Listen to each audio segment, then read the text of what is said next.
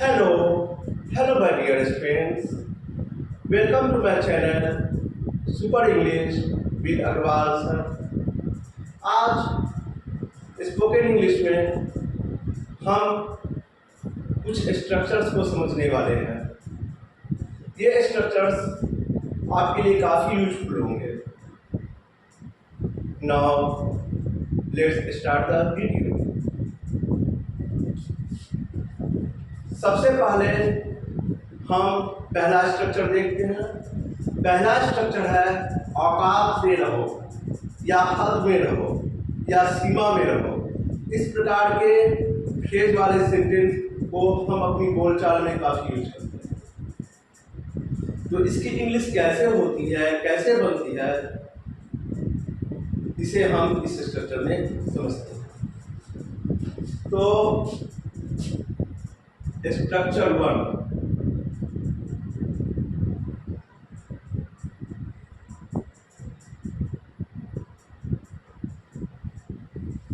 औकात में रहो।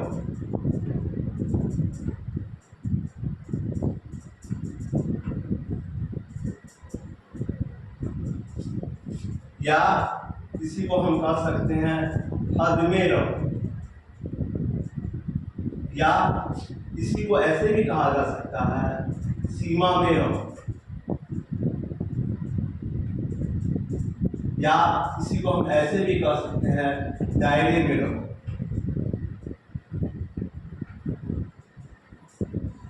सबका मतलब एक ही है। तो इसके लिए जो इंग्लिश होती है, stay in your limits. Stay in your limits, या इसे ऐसे भी कहा जा सकता है स्टे विदिन योर लिमिट्स।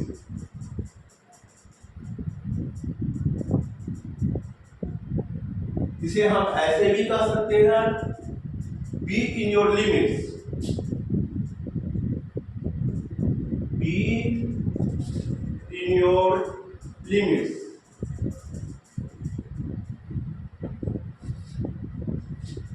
ऐसे भी कहा जा सकता है डोंट क्रॉस योर लिमिट्स।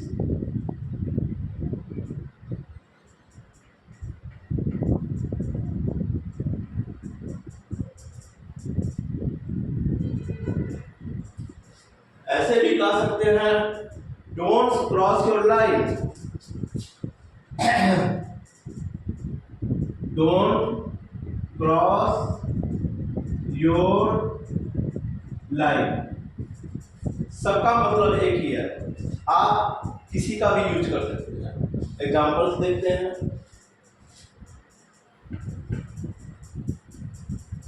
तुम्हें अपनी औकात में रहना चाहिए। तुम्हें अपनी औकात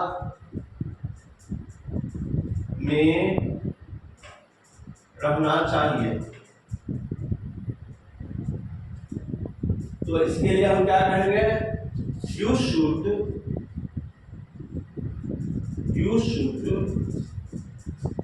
stay in your limits. Stay in your limits. कुछ और देखते हैं। उससे कहना अपनी औकात में रहे। उससे कहना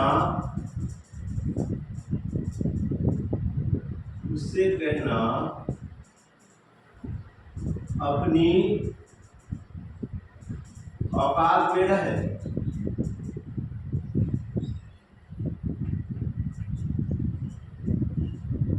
Say him to stay. Say him to stay in his limits.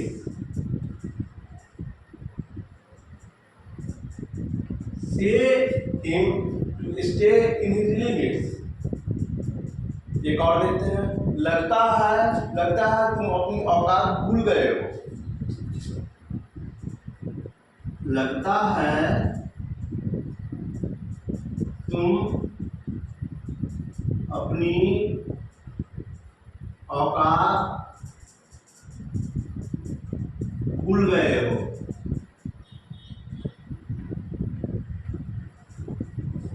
लगता है तुम अपनी औकात भूल गए हो। I think you are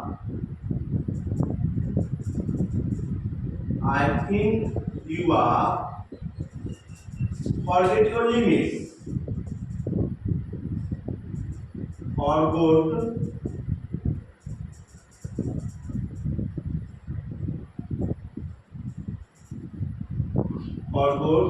your limits।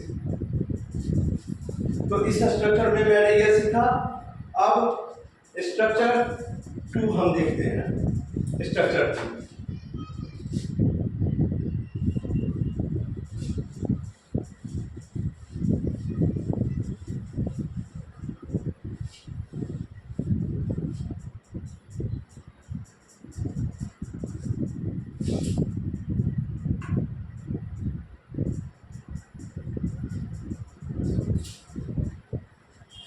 Structure 2 में हम इस फ्रेज को समझने वाले हैं।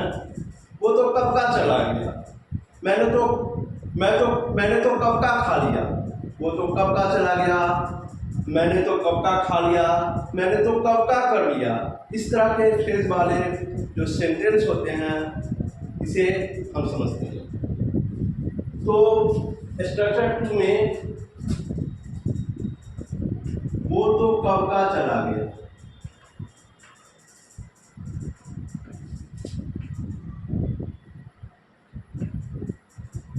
या मैंने तो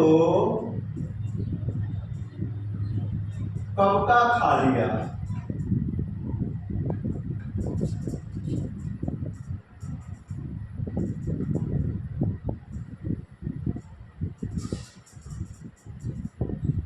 मैंने तो कब का कर लिया।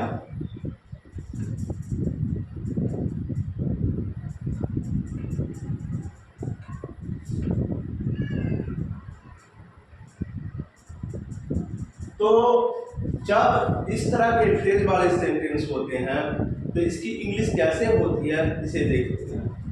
तो इसमें आपने गौर किया होगा कि कब का, कब की। तो ये जो बात है ये इस बात को शो करता है बहुत देर का, बहुत पहले का। यहाँ पे कब का और कब की से मतलब बहुत देर का, बहुत पहले का, इससे है। तो सबसे पहले तो ये समझ लेते हैं कब का, कब की, ठीक है। का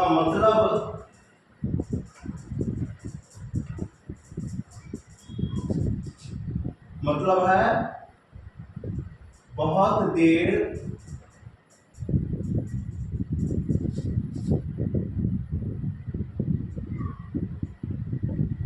पहले।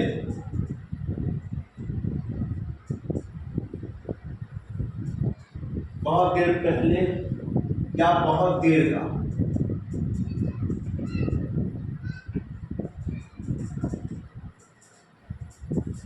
तो इसके लिए जो इंग्लिश होती है वो है टू लॉन्ग एगो। इसकी इंग्लिश होती है कब का या कब की, इंग्लिश होती है टू लॉन्ग एगो। एग्जांपल्स देखते हैं।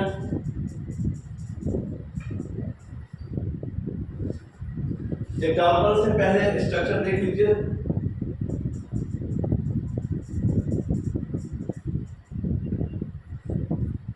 सबसे पहले sentence plus too long ago, too long ago. बस इतना ही करना है, बहुत आसान है। सेंटेंस प्लस टू लॉन्ग एगो मतलब सेंटेंस के साथ आपको टू लॉन्ग एगो ऐड कर देना। एग्जांपल देखते हैं। वो तो कब का चला गया, वो तो कब का चला गया।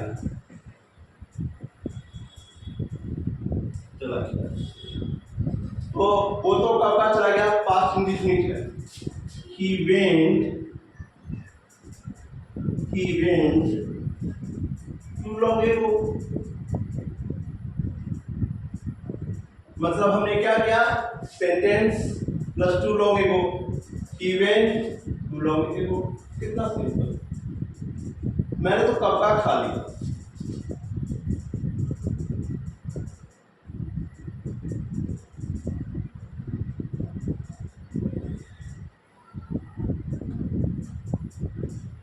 मैंने तो कब का खा लिया। Past tense, I ate too long ago. उसकी तो कब की हो गई शादी।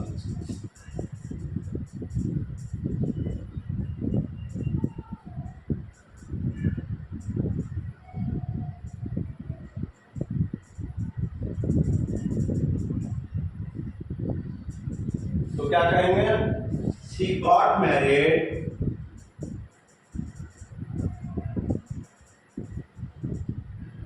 too long ago। too long ago। तो इस स्ट्रक्चर में हमने ये सीखा। नेक्स्ट स्ट्रक्चर देखते हैं। अगला स्ट्रक्चर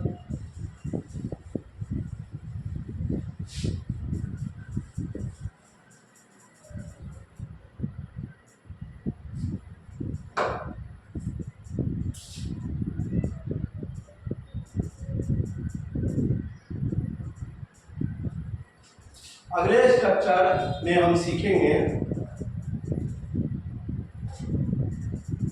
मैं तो कब से तैयार बैठा हूं, मैं तो कब से सोच रहा था। तो इस तरह के फ्रेज वाले जो सेंटेंस होते हैं इसे हम स्ट्रक्चर 3 में समझते हैं। तो अक्सर हम सभी बातचीत में इस प्रकार के सेंटेंस बोलते हैं, मैं तो कब से सोच रहा था, मैं तो कब से तैयार बैठा हूं, इस प्रकार के। तो कब से का मतलब यहाँ पे बहुत देर से, बहुत पहले से, बहुत देर पहले से है। तो यहाँ पे थोड़ा सा चेंज है। यहाँ पे कब से का मतलब है फॉर ए लॉन्ग टाइम। मैं तो कब से सोच रहा था,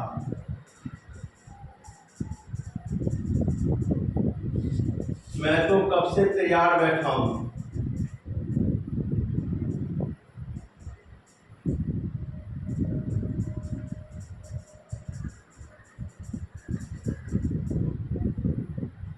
बैठा हूं। तो इस तरह के सेंटेंस लाने पे हम क्या करेंगे, देखते हैं। सबसे पहले ये समझ लीजिए कब से की इंग्लिश होगी यहाँ पे for a long time. For a long time, कब से की इंग्लिश यहाँ पे भी फॉर ए लॉन्ग टाइम। और स्ट्रक्चर इस प्रकार हो जाएगा, sentence plus for a long time. मतलब करना कुछ नहीं है, सेंटेंस के बाद आपको for a long time add कर देना है, सिंपल। एग्जांपल्स देखते हैं।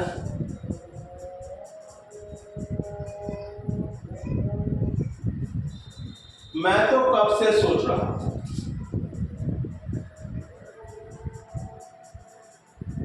मैं तो कब से सोच रहा था।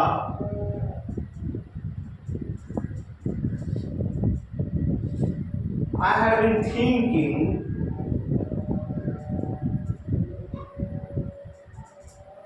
been thinking for a long time।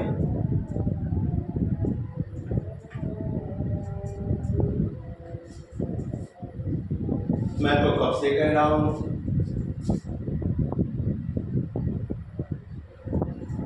मैं तो कब से कह रहा हूं। तो क्या बोलेंगे, क्या कहेंगे? I have been saying, I have been saying for a long time.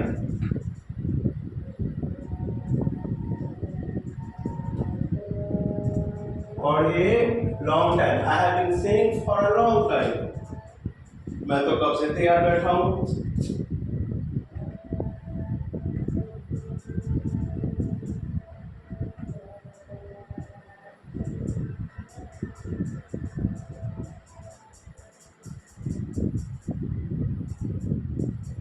तो क्या कहेंगे? I have been sitting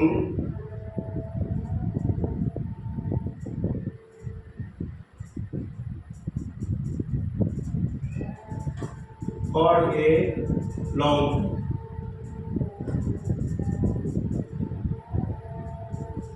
I have been sitting for a long time. तो आज के वीडियो में हमने 3 स्ट्रक्चर को समझा।